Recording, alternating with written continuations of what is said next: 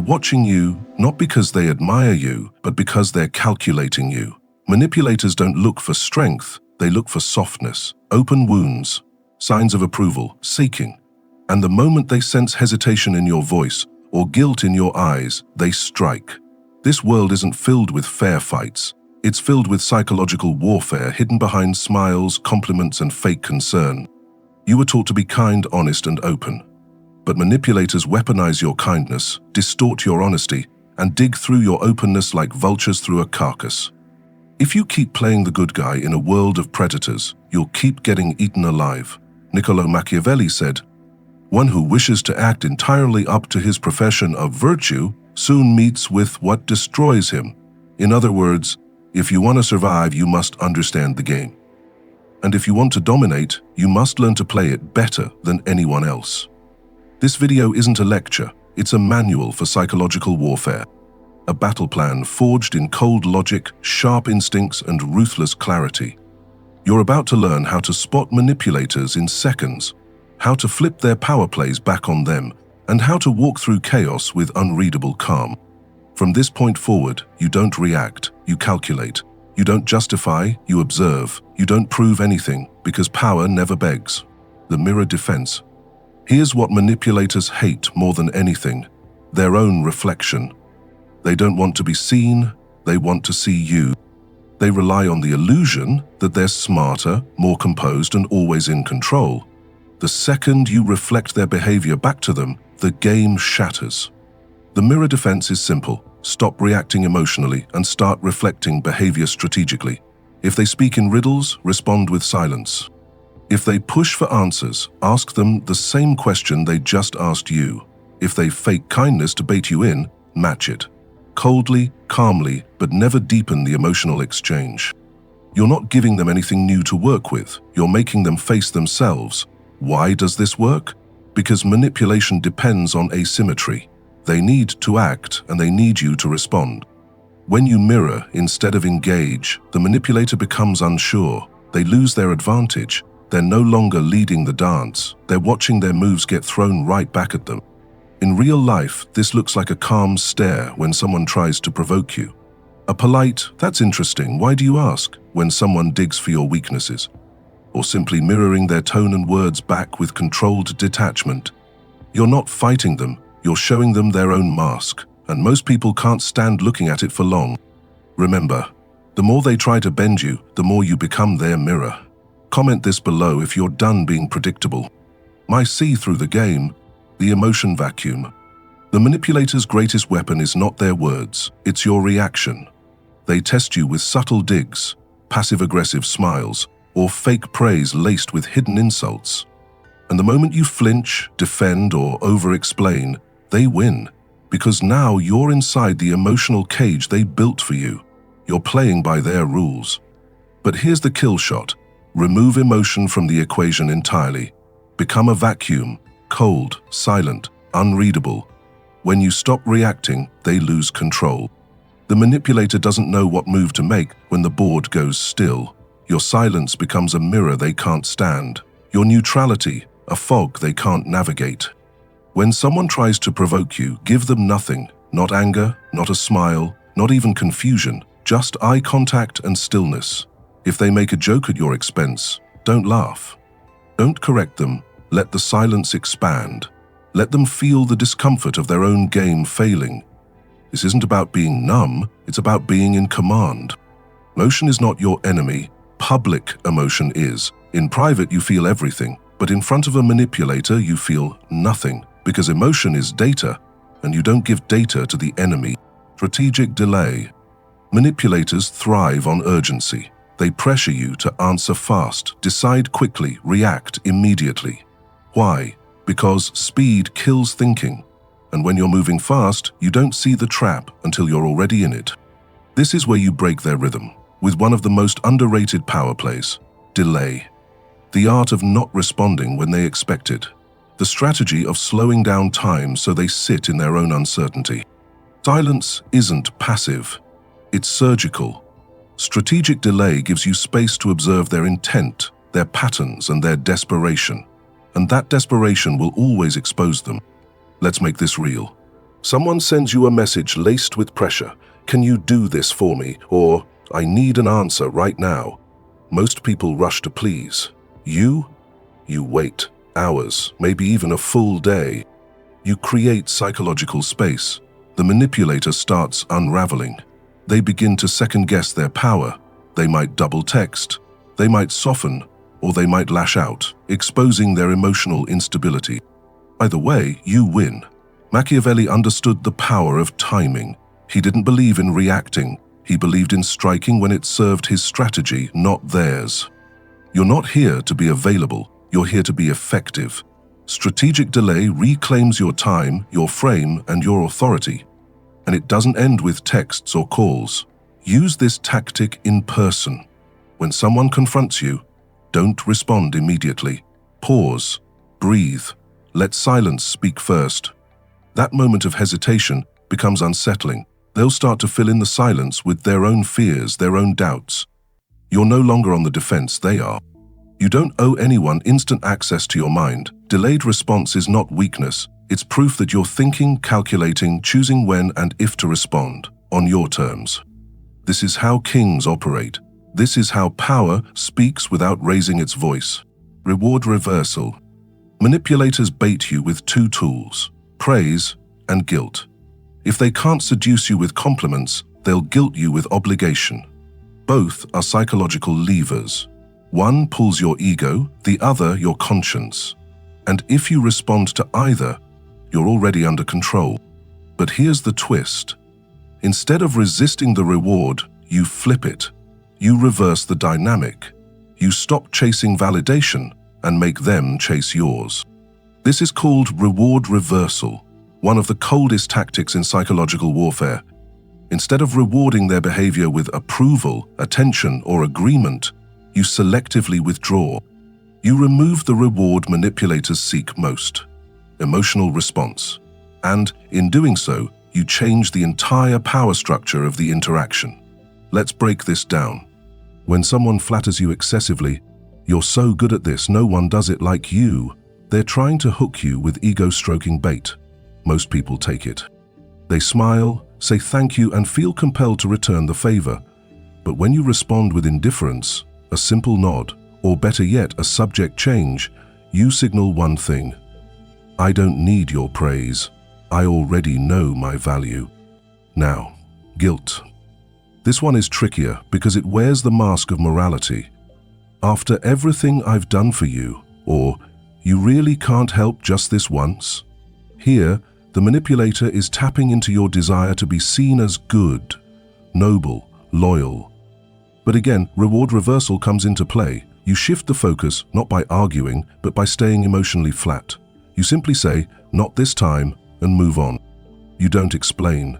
You don't defend, because defending guilt only makes you look guilty. Here's the core. People are addicted to validation, especially manipulators. They thrive on being seen, heard, and obeyed. When you become the source of validation and then restrict it, they spiral. You control when it's given, how it's given, and most importantly, if it's given.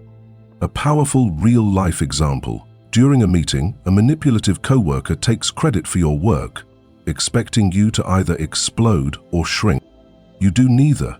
Instead, you publicly compliment someone else on the team for their contribution, ignoring the manipulator completely. You've just executed reward reversal. You've denied them the reaction, denied them the spotlight, and redirected power to a place of your choosing. That's dominance, without confrontation. Reward reversal makes you the frame setter. You're not reacting to their script, you're writing your own. You don't fight for attention, you become the source others quietly want approval from. You create the game, they just play in it. Never forget, approval is power, and the one who can give it, or take it away, owns the room. Ambiguity, armor. Clarity makes you predictable. Ambiguity makes you dangerous. Manipulators study people like maps. They watch your patterns. They listen for contradictions. They bait you with questions that seem innocent. So, what are you thinking? Why? Didn't you respond right away? What's your plan next? But here's the truth. They don't want you to know. The moment you give them clarity, you give them coordinates. And once they have coordinates, they start plotting how to use you. That's why the most powerful weapon in psychological defense isn't aggression, it's ambiguity.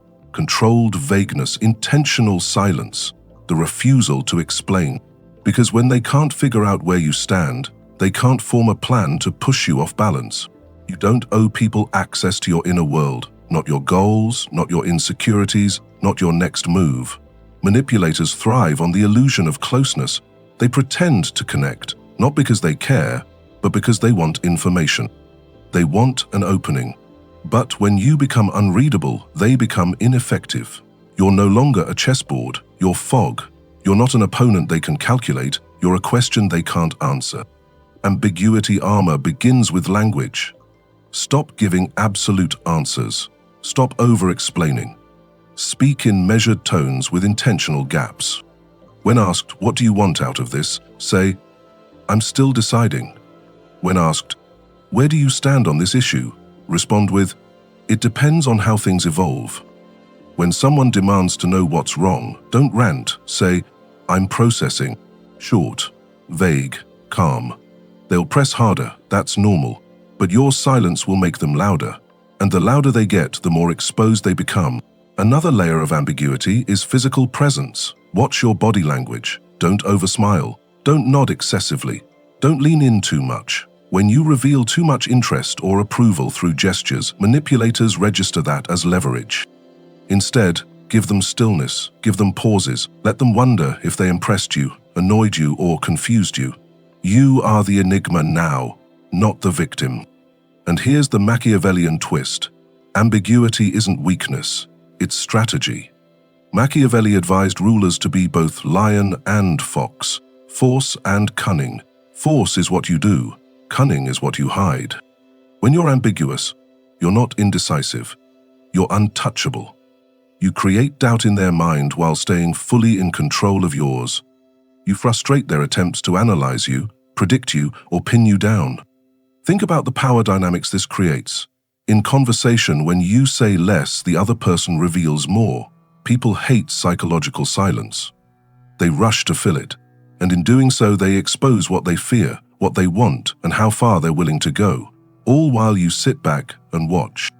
In relationships, when you don't label everything, when you keep parts of your life private, you maintain leverage. You create contrast. One moment you're warm, the next you're unreadable. And that contrast keeps people hooked, guessing, and cautious, because no one wants to lose what they don't fully understand. Mystery breeds value. Even in professional settings, ambiguity is power. The one who speaks last in a negotiation has the edge. The one who doesn't reveal their full intentions forces others to guess, and guessing creates hesitation. In leadership, this becomes an advantage. You're not erratic, you're deliberate. You're not cold, you're calculating. You're not distant, you're disciplined with your presence. Ambiguity creates space, and in that space you observe everything. You gather data, you watch people reveal their hand before you ever lift yours. You become a psychological shadow, always present, never obvious. So the next time someone demands clarity, pause. The next time you feel the urge to explain, resist it. The more they want to understand you, the more you hold back, not out of fear, but out of control. Because in a world full of loud performers and fake transparency, nothing is more powerful than a person no one can figure out. The exit threat. A manipulator's power dies the second they believe you can walk away and actually mean it. You see, most people stay in the game too long. They argue, they plead, they try to make sense of someone's bad behavior, hoping to fix the relationship, the deal, the situation. But manipulators thrive on that emotional attachment. They bet on your fear of losing the connection. They test how far they can push before you finally break. But when you stop clinging, when you stop proving, when you stop explaining yourself, you become a psychological threat. That's where the exit threat comes in. It's not loud, it's not dramatic, it's not an announcement.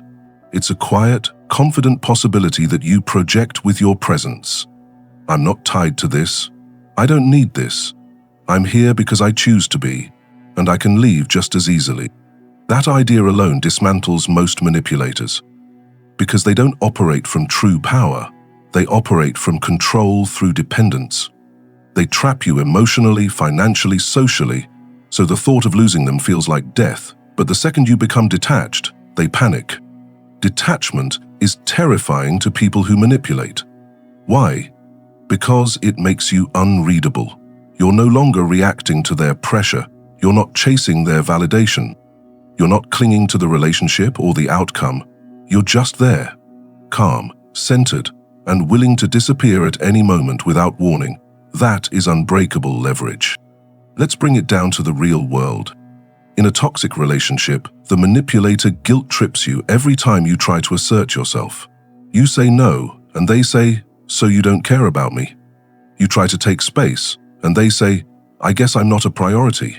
The goal is to make you question your boundaries, to make you feel bad for having them. But then one day, you don't respond with explanations. You don't argue. You don't cry.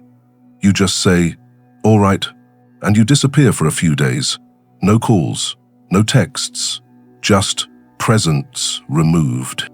That silence burns, not because you're trying to punish them, but because for the first time they feel powerless.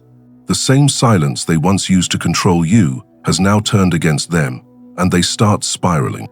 Or take a workplace scenario. A colleague constantly undermines you, takes credit for your work, or pressures you into carrying their weight. Most people complain. They try to reason. But the cold strategist doesn't. You document everything.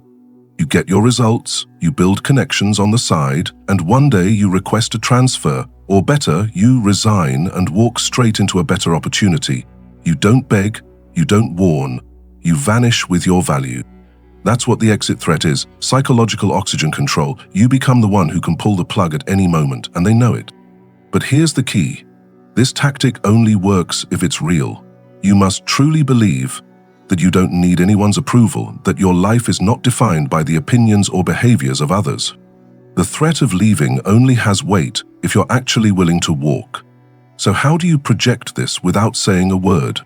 First, through time control. Don't always be available. Don't always respond instantly. Don't always explain where you've been. Let your absence be part of your presence. Let them wonder. Second, through emotional discipline. When someone disrespects you, don't react. Don't defend. Don't even look wounded. Look calm. Look finished. Show them their behavior has no emotional pull on you anymore.